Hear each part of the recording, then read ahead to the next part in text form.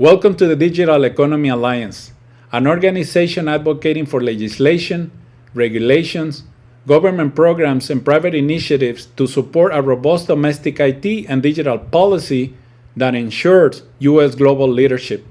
We're also advocating for independent contractors, entrepreneurs, and business owners to help them succeed in the digital economy. Together, we can support innovative solutions that have a positive impact on society, creating social value and social profit. I want to invite you to join the Digital Economy Alliance to help us boost the quality of economic growth in America. Thank you.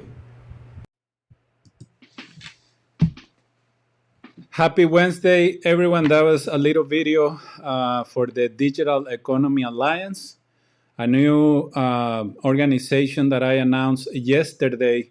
And, we usually use Wednesdays for educational seminars, webinars. We invite some of our members. They discuss or they talk about topics that are important for our audience. But today, I wanted to take this Wednesday, to introduce you guys to the Digital Economy Alliance, give you a little background about the reasons why I decided to start this organization. As some of you know, I've been working with small businesses for the last 13 years. And one of the reasons why I started the Hispanic Chamber of E-commerce, it was because I noticed a digital divide between the Latino business community and the general market. And from my perspective then and now, I saw that as an issue that it was stopping our economy from competing in a more robust way at the global level, giving our small businesses a bigger opportunity to promote their products and services in the economy. And we have seen over the last few months how important it is for small businesses to have a digital presence. Just to put some numbers out there and give you some perspective of where I'm coming from, the SBA invested over $800 billion through the PPP program. The e-commerce, the U.S. retail e-commerce sales last year were above $794 billion.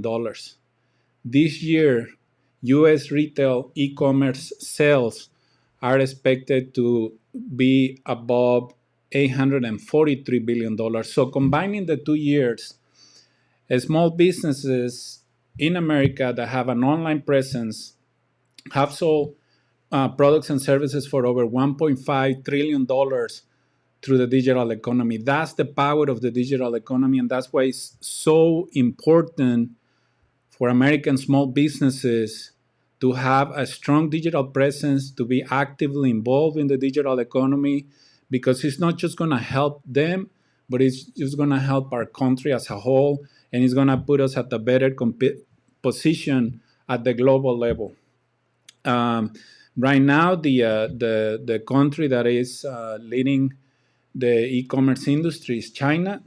It's no surprise. They have invested a lot of money, a lot of resources into building this digital ecosystem in China over the last 20 years with the right policies, with the right support for entrepreneurs across the country. They have taken the right steps for Chinese small businesses to compete at the global level by leveraging marketplaces, like Alibaba, which is one of the largest in their country. Second largest one is Tmall, and then we have Amazon here in the U.S. So we have the ecosystem here in America to empower the small business community to compete at the higher level in a global scale. So I will introduce you to the Digital Economy Alliance today. Another reason why I started this organization is because I felt like there had been so many times where I've been involved in some meetings. I'm not going to say that I've been involved in a lot of campaigns and stuff, but I have had the opportunity to talk with people running for office or people in office about the importance of investing money in providing the right tools for small businesses to go digital. I mean, we have invested a lot of money over the last few months. There is more money coming to support small businesses with technical assistance programs. But I think that we have passed the time where we are in that stage where just like webinars, workshops, seminars, or expos, or that kind of stuff is going to help the small business community in our country. We have to start taking certain steps that are going to provide access to the resources and the tools that small businesses need to have hybrid business models where they can compete in their local markets, to the best of their ability, but at the same time, given the option to compete at the global scale, at the global level. Local small businesses are no longer just local. They can be a local small business with a global outreach. And that is possible thanks to the internet and how fast the digital economy is growing across the world. There is no reason for American small businesses to be selling their products and services in some of the top 10 e-commerce markets in the world: France, England, Canada, etc.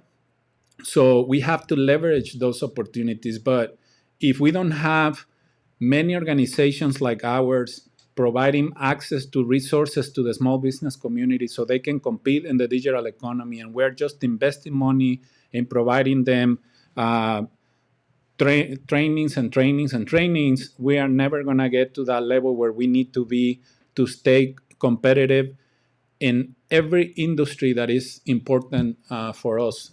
I know that right now we are leaders in the digital economy in many industries, but there are some where we're lagging behind, and that cannot happen. I mean, we have the perfect ecosystem here to empower the business community and other sectors in our economy to stay very relevant and very competitive at the global level.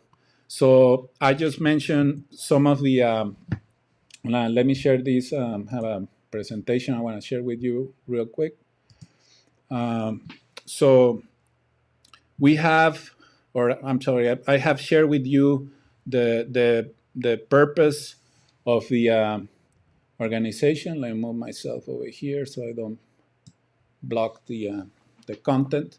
So I have shared with you the purpose of the Digital Economy Alliance, and I want to take this first opportunity to invite any community leader, any leader out there, professionals, business owners, anyone who is interested in contributing to the economic empowerment of our community, the business community, and Americans that are doing great things in many different parts of life, and they feel like the digital economy is playing an important role in those industries. I want to invite you to join this organization.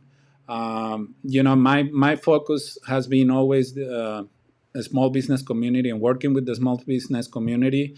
But as you are going to see in this presentation, I want to start putting information out there so you can see like how deep the digital economy goes into our economy and how important it is to start regulating, issuing policy that is going to allow us to compete in the 21st century and moving forward. We still have policies and regulations that are dated, that are stopping us from being productive and from being the best that we can be. So we need to update some of those policies, talk a little more about the importance of the digital economy from whatever we're doing. Of course, my focus is mainly on the small business community and how we can leverage certain tools and resources that are going to help American businesses to compete better worldwide. We know that half of American small businesses don't have an online presence. Some of them believe that participating on the digital economy doesn't apply to them because they're so small. But we just saw it over the last few months. how some Americans that lost their jobs started an online business, or some businesses that were shut down because of the lockdown and the government's closing the economy, how they survived thanks to the digital economy, their ability to sell their products and services online. And that takes me to the next point in this presentation. We want to start advocating for policies and regulations that are going to foster digital entrepreneurship in our country, and not just startups that are going to be 100% just on generating profit, but we want to support organizations and startups that and businesses that have a social business model as part of their business model. I'm sorry that I'm being a little redundant here, but we want more businesses that are solving issues in our society or fulfilling certain needs that we have, but we want them to be um, more inclusive and help to solve some of the issues that are affecting our economy right now. So, for example, like homelessness and other uh, problems that we have in many parts of the country. So, we're going to be advocating for digital entrepreneurship, and we're going to support any regulation, policies, bills that foster the inclusion of business models, social business models. I'm sorry, as part of the plan. The other thing that a lot of people are already or leaders are talking about is the importance for America to become a leader in the 5G network. And we know that companies like Verizon and AT&T and T and some of the biggest wireless providers in the country are already setting up the 5G network across the country. So we want to support them, and we want to support any regulation that facilitates the expansion of a 5G network in our country, because of what it's going to represent for having a smarter infrastructure, like, for example, like the digitalizing railways, highways, electric power, etc. I mean, we can no longer be in the position where we are responsive to issues that are happening. We have to be proactive, right? So if we have access to all this technology, we have to have smart bridges, we have to have smart highways, so instead of letting them go down the drain in like 20, 30 years and then investing all this time to fix them, we can keep maintaining them based on data that we are collecting through technology, and being very smart about how we use the federal resources, which at the end of the day are taxes that we are paying. The next thing is that is extremely important is that we want to improve digital literacy.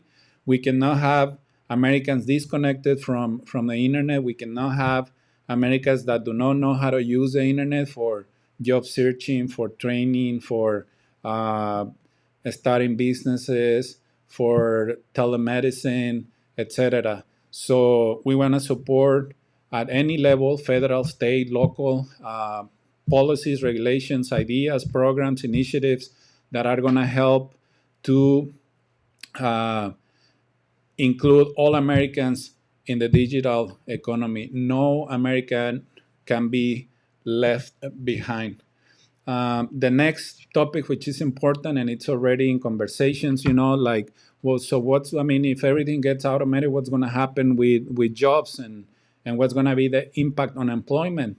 So we have seen in other countries that have automated a lot of processes, in different industries, how they have also implemented programs to help uh, workers to stay within the industry, leverage that knowledge that they have, but in the digital economy, in a process that is a little more automated, or how, and if for some reason uh, in they don't fit in a process that have existed, for many, many years, you can still support them with additional access to education, so they can start a business, so they can start working in a different industry where their knowledge can be applied to. You can have social security programs for these employees that are being affected by these changes in the industry, etc. I mean, it's just a matter of understanding those industries that can be highly impacted by automation, but automation is needed to stay competitive. So we want to make sure that we are proactive in terms of how we respond to those needs in the marketplace. We want to support, and just to I mean, switching subjects here. We also want to support the digital economy because it helps with emission reduction. The President Council of Advisors on Science and Technology of the USA pointed out in its Federal Energy Research and Development Plan for the 21st century that the application of industrial wireless technology is going to increase the efficiency of industrial production by 10% and reduce emissions and pollution by 25%. So anything that contributes to have a better environment. I know that the new administration is big on green initiatives, so that's why it's so important to support the wireless technologies that are gonna wireless technology that is gonna contribute to the green economy. Manufacturing plays a very important role in our economy. Unfortunately, over the last 5 years or so, it has been declining despite the big numbers. I mean, the manufacturing industry creates about 30 million jobs in our country. So it's a very important industry. And I think that we have lost a lot of manufacturing jobs to other countries. So I think now with the new trends that are happening around the world, it's time for us to advocate for the manufacturing industry, support manufacturing workers, and bring a lot of those manufacturing jobs back to America. And I think it is possible to make that happen if we have the right policies in place, if we have the programs that can facilitate small manufacturing firms to be in America and stay competitive worldwide, because they have an ecosystem around them here in the country that is going to support them to be successful at the global level. Okay, they don't have to go to other countries where labor is cheaper or they have other type of incentives. I think we need to bring a lot of those manufacturing jobs back to America because we have a very talented pool of workers here. They are very smart. They are very hardworking. So I think it is time for us to start investing the resources and everything that is necessary to give the manufacturing industry a boost. Of course, that the numbers are big right now because we have big industries that are keeping all these people employed, but we have lost a lot of manufacturing jobs with the mid-size and the small-size companies. And I think right now we have the opportunity to bring them back if we put the right ecosystem around them. Now, in terms of like public services, it's extremely important, especially at the federal, state, and county, city level, that we start utilizing some of the resources that we have to start optimizing different areas within the government, because I feel on the business side, I feel like oftentimes small businesses have to wait a lot of time to get a license approved just because they don't have enough, let's say, for construction, they don't have enough construction inspectors to go over the different plans and stuff. So if we start optimizing a lot of these processes, which is possible, with you can have like certified architects, with the city, so when they enter or upload a plan for a construction, that is gonna be in compliance with most of the regulations that that the city has. So if we start optimizing some of those processes, I think that the economy is going to just flow better. We're going to have a more positive impact at many different levels across the economy, healthcare, education. I mean, these are very important industries in our economy that, or sectors, I'm sorry, in our economy that they need to be up to speed when it comes about the use of technology and the use of the right tools, so we can stay competitive at the global level. We cannot have children with access to laptops, and in the same county, children with no access and no access to laptops. I mean, if we have a school district, every kid in that school district should have access to a laptop and an internet connection. And I think this is what is important for elected officials to start talking about how we can make the internet accessible to every American, regardless of what zip code they live in, what area they live in. It is extremely important that we provide access to the internet, and that we start to streamlining a lot of the process that are affecting productivity in many different sectors in our economy.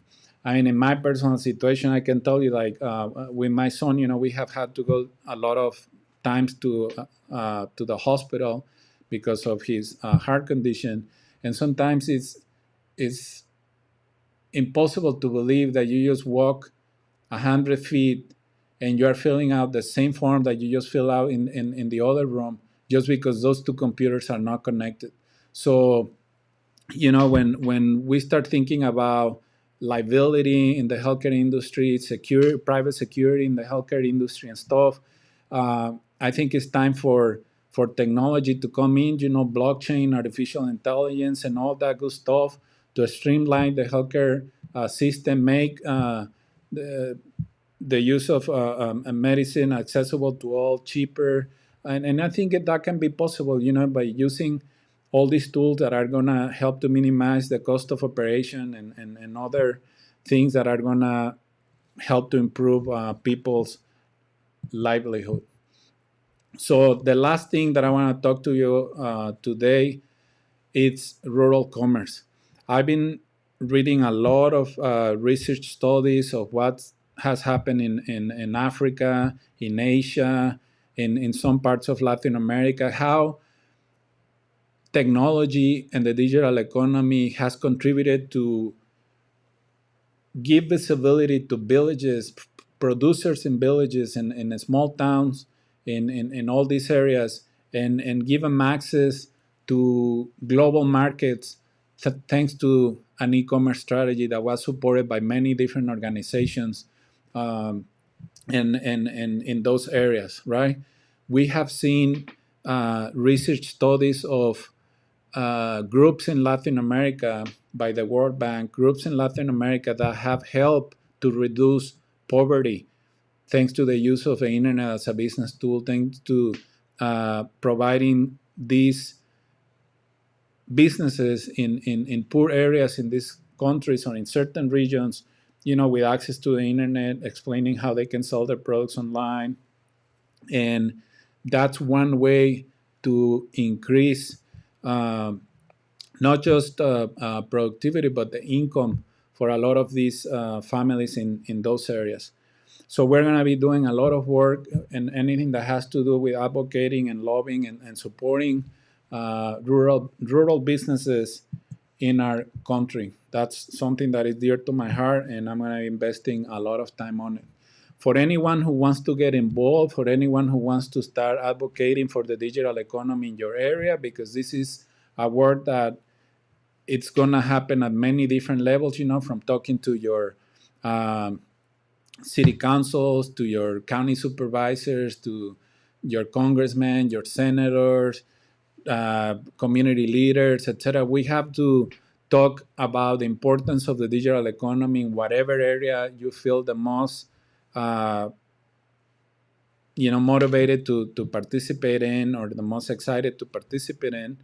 Of course, that we're going to be doing a lot of work on the business side of it, But if you're interested in joining the Digital Economy Alliance, becoming a volunteer, advocating for the digital economy where you live, fill out this form, start creating a group of people that resonate or that connect with your ideas and what you would like to see in your community. So fill out the form, and we'll get in touch with you, and we will start building a really nice group of supporters that understand the importance of the digital economy to our country, again, in many different industries and many different levels. So there you have it. That's the website right there. And I just hope that eventually we can collaborate in this project. Again, it's a very important project for me. I feel like right now the middle class in America is at risk, to put it that way, because all I can hear lately is like, oh, let's take money away from the rich and give it to the poor. But that transaction right there can go so far, because the given, like, take away, I mean, money away from the rich to give it to the poor. At the end of the day, it's just like taxes. Is money that we're paying. So if you are not using those resources in a very efficient way, at some point, like, our children and our grandchildren are gonna be paying big time for that. So it's extremely important that right now that we recognize that the middle class, which oftentimes don't have access to programs that are for low-income Americans, because your your salary, I'm sorry, your revenue, it's above that threshold, and then you cannot leverage the system, for anything that rich folks can have access to it. So we are in the middle, and then we end up like paying taxes all over the place, but we cannot benefit from any of those programs that are out there, right? And for me, it's very difficult to understand why some politicians don't understand that if you allocate more resources to strengthen, to give more economic power to the middle class, a lot of the social issues that we have are gonna be fixed eventually. Because from my perspective, the American middle class, the small business are kind of like the backbone of our economy. So we need to leverage more resources to support Americans middle class and small businesses, and little by little you're gonna start getting rid of issues like homelessness and things like that. Because right now, for example, in California, if the cost of living just keep increasing, right now inflation is going up, and most likely it's going to keep going up, because we're printing more money and injecting it into the economy. So inflation keeps going up, and the cost of living keeps going up. Lower middle class, they are going to start getting pushed to poverty level.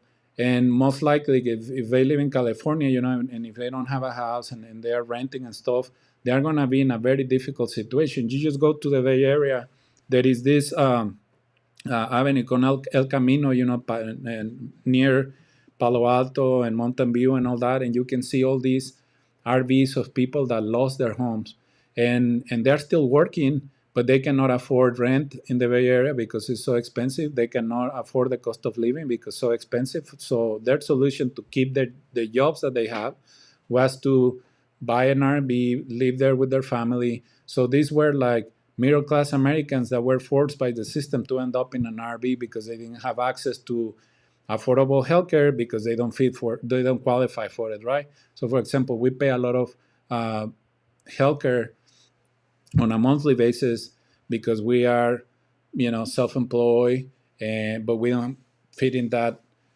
bracket where we can get the good stuff. If we go to the doctor, I cut my finger and it was $2,400. I have to pay $1,700 out of my pocket, right? Someone else's that is not in my bracket cuts their finger, they get it for free. So, we don't have access to a lot of those programs, but we're paying for a lot of those programs. So I think it is time for many federal, state, county, city programs to start strengthening, giving more power to the middle class, so they can help us take the whole economy to the next level. One way of doing that, from my perspective, is by leveraging the power and the opportunities that the digital economy provides to us. We just saw it over the last pandemic, how important it is to have an internet connection. Our children were taking classes online for those that had access to the internet and a laptop. Um, E-commerce increased. We were able to get our groceries delivered to our home, etc. I mean, it's so convenient. There are so many benefits about the digital economy from any perspective that you want to see it. What I'm gonna start doing is I'm just gonna start putting together some presentations where I'm gonna highlight in a little more detail some of this stuff that right now I'm just like talking out loud here, because I want you to see like the possibilities and the options and the opportunities that the digital economy brings to our life in so many different levels. And I think it is important, like I mentioned it earlier, to have a robust IT infrastructure and also have a digital policy that ensures US leadership at the global level. We have to be the leaders when it comes about the digital economy. And the one way that we can accomplish that is by advocating and lobbying and doing anything that we can to support the digital economy. There are other organizations in the US that are already doing it. And I'm gonna start reaching out to some of them because I wanna support the work that they are doing. Um, because they are doing a lot of research. They are already contributing a lot of good ideas to key leaders in our government. And we're going to be joining those efforts because the more that we are advocating for the digital economy, the better. And that's what we're going to be doing. So thank you so much for watching.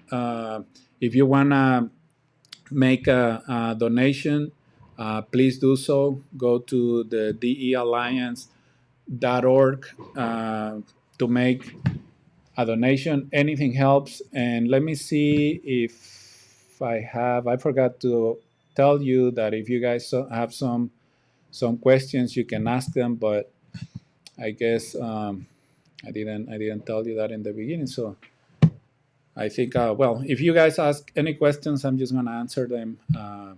You know, on the chat, because I cannot see the chat right now. Hold on, let me try this. Yeah, I can see it right now, but I will address. If you have any questions, please reach out to me, and I will answer whatever comments or questions that you left on this video. So in this live, I'm sorry. So thank you very much for watching. If you're a business owner, let me say it again: get online, start selling your products and services through your website or your social media profiles. Do it in any way that you feel comfortable, but please do it. Your local business has a global average, and you can do that through the internet. So thank you everyone for watching. I appreciate it. If this message resonates with you, of the purpose of the Digital Economy Alliance, connects with some of the work that you are doing, please reach out. This is a joint effort. Let's collaborate, and let's do the best that we can for our country. Thank you so much.